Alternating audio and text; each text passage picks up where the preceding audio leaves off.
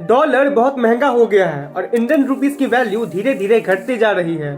अभी के टाइम पे तो $1 भारत के 90 रुपए के बराबर हो गया है। क्या ये हमारे देश के लिए बुरी बात है या रुपीस की वैल्यू गिरना ही हमारे देश के लिए अच्छी बात है? आइए जानते हैं।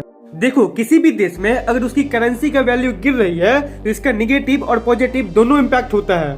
हम हमेशा निगेटिव चीजें ही देखते हैं, जबकि रुपीस की वैल्यू गिरने का भी बहुत फायदा है।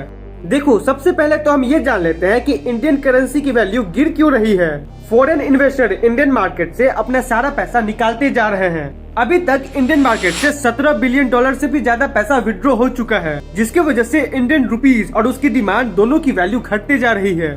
ट्रम्प ने इंडिया पर 50% का टैरिफ लगाया था, जिसका इंडियन इकोनॉमी पे तो कुछ खास असर नहीं पड़ा। तो अब ट्रम्प 500% टैरिफ लगाने के बारे में सोच रहा है, जिसकी वजह से हमारा एक्सपोर्ट कम हो जाएगा और डॉलर का सप्लाई भी, जिसकी वजह से डॉलर और महंगा होगा।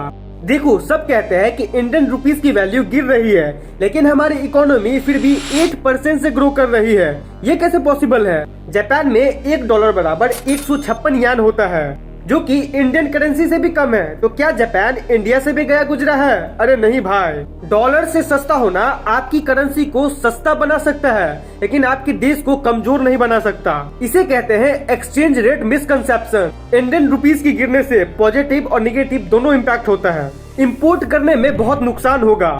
चीजें डॉलर में इंपोर्ट करेंगे तो हमें ज्यादा पैसा देना होगा और हमारा इन्फ्लेशन भी बढ़ेगा। On other hand, Indian goods बाहर की मार्केट में बहुत सस्ती नजर आएगी, जिससे इंडिया का एक्सपोर्ट मार्केट बहुत बढ़ेगा और हम बहुत डॉलर भी कमाएंगे।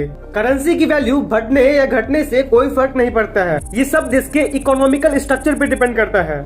इस वीडियो को लाइक कर दो और फॉलो करो, ताकि मैं आपके लिए ऐसे ऐसे वीडियोस बनाता रहूं।